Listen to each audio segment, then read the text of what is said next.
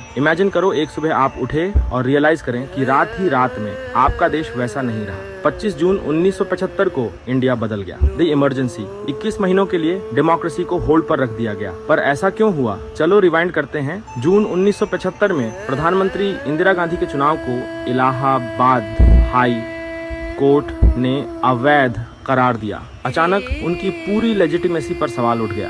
इस दौरान संसद के बाहर लाइफ कोई बेहतर नहीं थी। 1971 की लड़ाई के बाद आर्थिक मंदी, महंगाई और बेरोजगारी, लोग गुस्से में थे।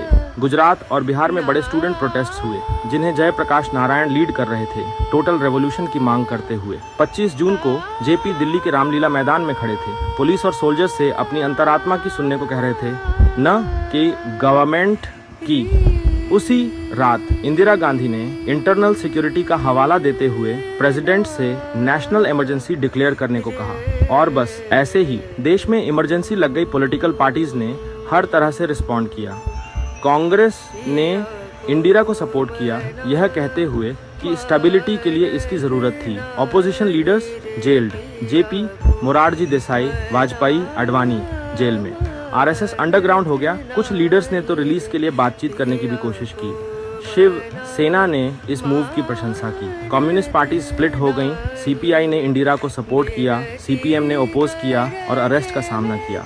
पर सबसे शॉकिंग चेंजेस सिर्फ पॉलिटिकल नहीं थे, वे कॉन्स्टिट्यूशनल थे।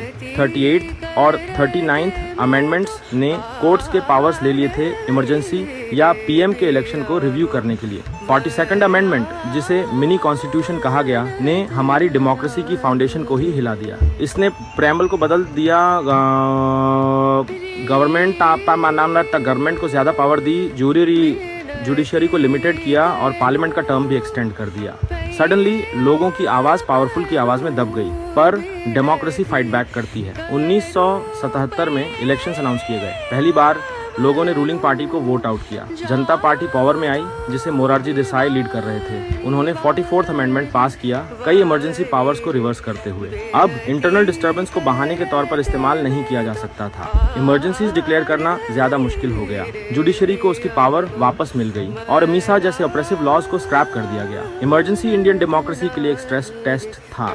इसने दिखाया कि कितनी जल्दी फ्रीडम्स खो सकती हैं और पावर कैसे करप्ट कर सकती है। पर इसने इंडियन पीपल की स्ट्रेंथ और डेमोक्रेसी के प्रति उनके कमिटमेंट को भी प्रूव किया।